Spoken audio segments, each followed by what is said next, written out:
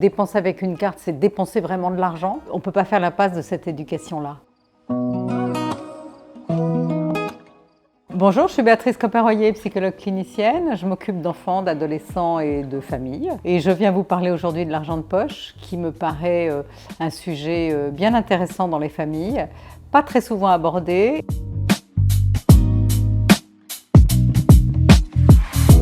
Je pense qu'il faut leur donner de l'argent de poche à partir du moment où ils commencent à être indépendants. Alors on peut donner quelques pièces vers 7-8 ans, mais c'est vrai qu'à 10 ans, quand ils commencent à faire leur trajet seuls, quand ils commencent à avoir un peu des vrais besoins, c'est bien de leur donner un petit budget et puis d'ajuster en fonction de l'âge. C'est intéressant de donner un budget, notamment aux enfants par exemple entre 10 et 15 ans, un budget mensuel par exemple, pour qu'ils arrivent justement à anticiper, à prévoir, à organiser leurs dépenses, un peu comme ils le feront plus tard quand ils seront devenus adultes.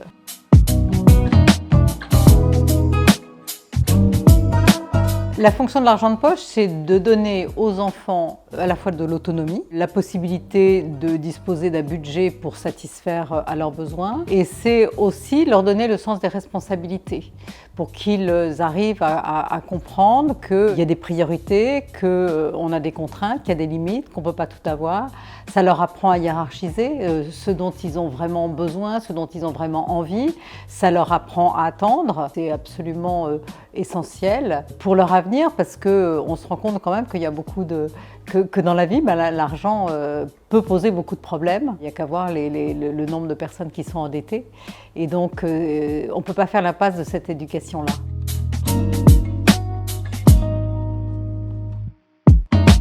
Il faut donner de l'argent de poche à un rythme, pour les plus petits, je dirais, hebdomadaire, et pour les plus grands, un budget mensuel, c'est bien.